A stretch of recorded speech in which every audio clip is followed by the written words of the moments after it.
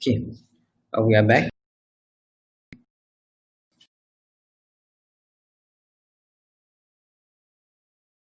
Ready to stop?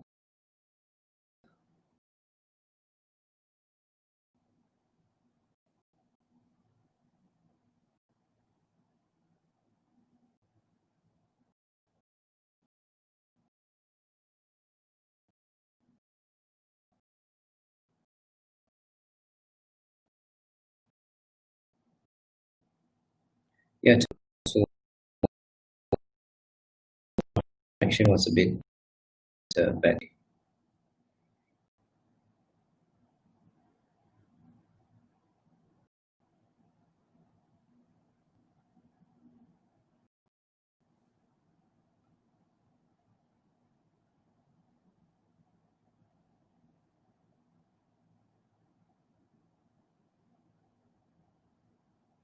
Is it okay now?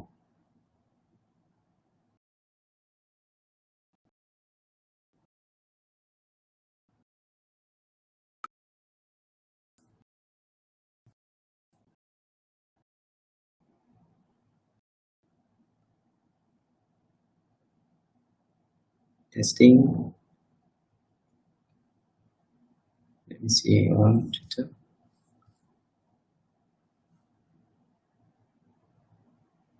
Should be working. I'm trying to speak and I'm trying to watch myself again on Twitter. See whether it works. Or is it still lagging?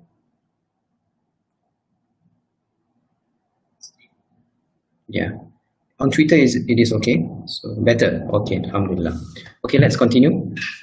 I'm not sure when we'll go back and look at this. Okay, we were looking at the level, yeah, of transmitters according to Ibn Hajar al-Asqalani, and according to Ibn Hajar al-Asqalani, transmitters are of 12 levels. Yeah, there are 12 levels when it comes to transmitters. So at the top, at the first level, there would be the Sahaba. Yeah, there would be the Sahaba, the companions of the Prophet sallallahu alaihi wasallam, whom there is no doubt about their credibility. Okay, there is no doubt about their credibility.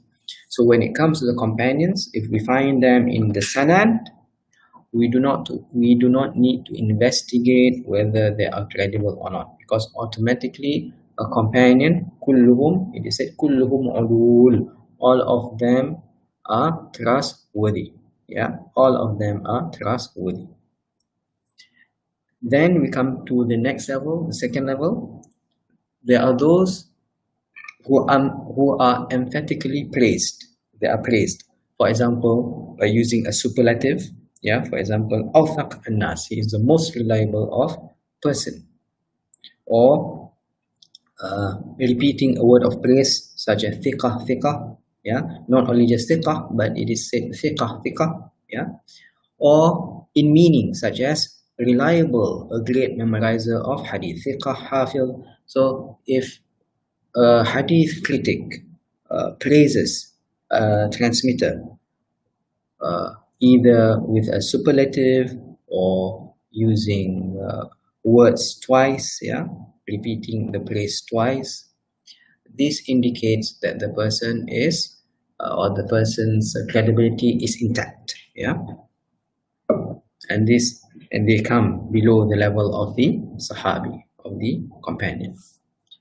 At the third level, we have narrators who have been praised with a single word, such as thiqah, or mutqin, masterful, yeah, or strong, thabt, or upright, adl, meaning that they are just one level below the second level, because as we have seen, the second level, the scholars might use words of praise twice or superlatives, but in the case of the narrators or transmitters at the third level, they are praised with a single word, a single description of praise.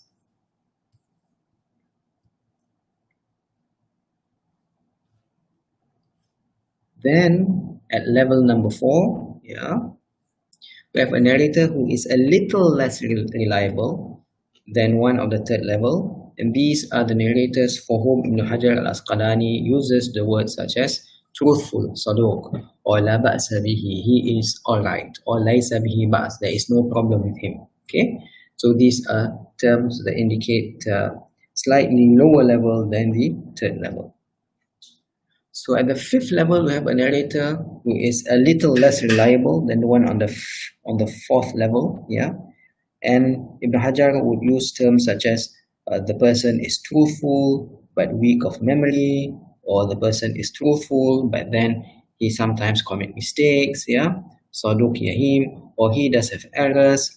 Saduq lahu awham. So here in this case, we see that the problem with this transmitter is that his adalah is intact. Yeah, his adalah is intact, but he has some problem with his doubt, meaning that he has no problem when it comes to integrity, but he might have slight problems when it comes to doubt, his precision, his memory, etc.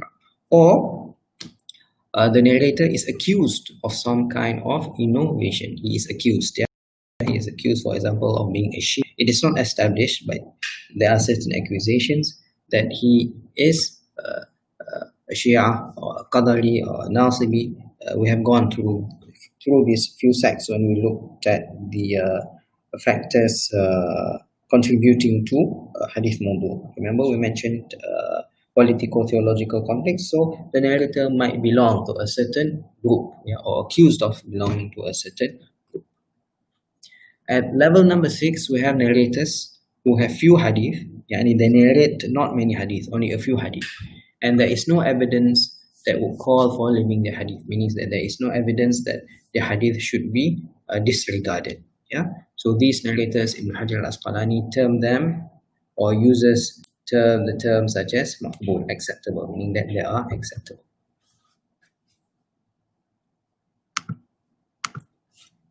And at level number 7, we have narrators who more than one person has reported. Yeah, so more than one has narrated from that particular transmitter, but there is no definite judgment about them that they are reliable. So there is no definite, there is no, in Malay we say there is no kata putusan, there is no definite judgment about the reliability of that transmitter.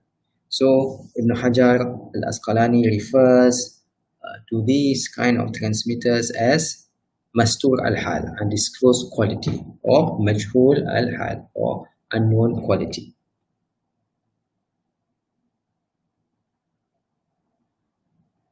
And then we have narrators whom no one whose word counts as judged as reliable, while there are descriptions of them as weak, though such aspersions are not detailed. These are the narrators whom I call, and whom Ibn Hajar al-Asqalani term as da'if. Yeah. So they are considered to be reliable, but then there are also descriptions of them being weak. Yeah. There are descriptions of them suffering from certain weaknesses. Yeah, weaknesses. And Ibn Hajar al-Asqalani would use the term da'if for these kind of transmitters. And then we have narrators from whom there isn't more than a single narrator, and whom no one has definitely judged reliable. They are narrators whom Ibn Hajar al-Asqalani term as unidentified or majhul. Yeah, meaning that only one person narrates from him. Yeah, narrates from him or her, and there is no judgment regarding the reliability of this person. Such narrators, Ibn Hajar al-Asqalani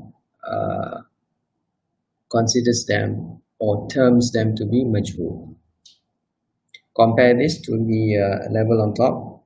I think this is 9, so that should be 7. Yeah, level number 7, more than one. Level number 9 here, only one person transmits.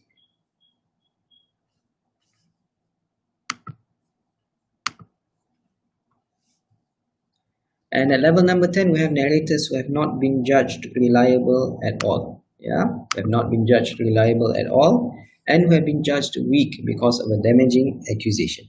So Ibn Hajar al-Asqalani, if a transmitter suffers from this, meaning that no one has considered that transmitter to be reliable, and he has been, or that transmitter has been accused of a damaging accusation, Ibn Hajar al-Asqalani would refer to them as being matruk, matruk. I mean, his hadith should be discarded.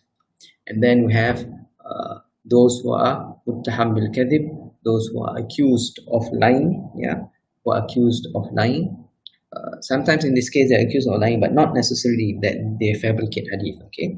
Meaning in daily conversations, they might be accused of lying, And then finally, at the lowest level, we have those who definitely has been labeled as liars, kadhab, or fabricators of hadith of Allah. So this is just to illustrate the levels of transmitters, and according to Ibn Hajar al-Asqalani, there are 12 levels. So transmitters of hadith in a sanad would fall under one of these levels, and that will determine the soundness of the hadith in question. Okay.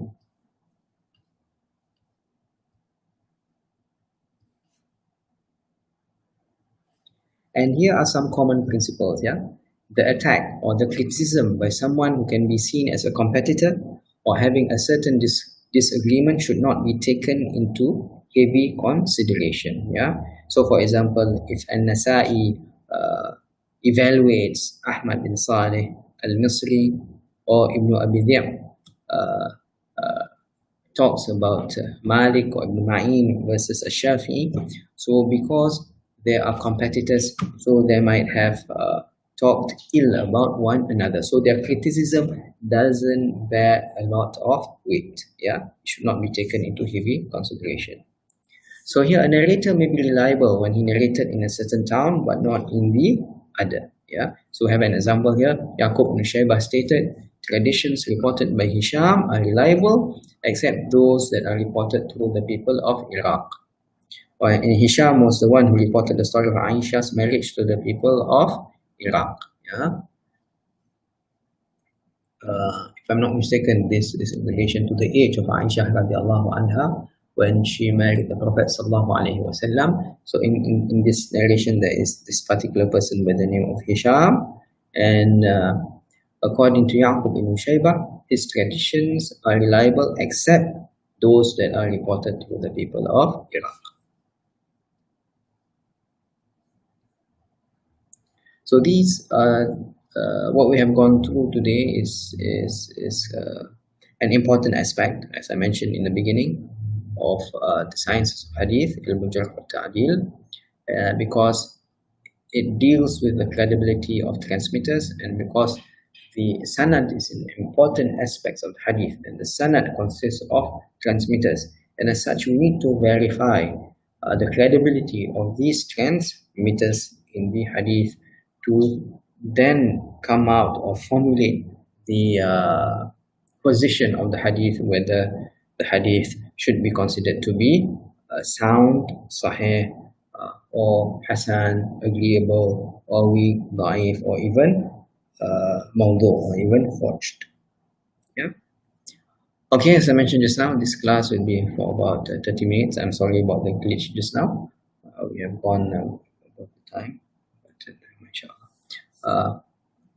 I hope this is beneficial. If you need further clarification, please do not hesitate to ask on either of the social media platforms that we have, or also either through WhatsApp, inshallah. Okay, I think that is sufficient for today. Monday is a holiday, so our class will resume. Never mind, it doesn't affect this class. We will resume on Tuesday, inshallah. I have created a Google Classroom, so next week, inshallah, maybe by tomorrow, I will send the link of invitation to the Google Classrooms, and some have indicated that Google Classroom is a more effective way to communicate rather than iTa'lim, and perhaps we will use that platform as well, inshallah. أقول قولي هذا واستغفر الله العظيم لي ولكم. Again, I apologize for the technical glitch just now. Assalamu alaikum wa rahmatullahi wa barakatuh.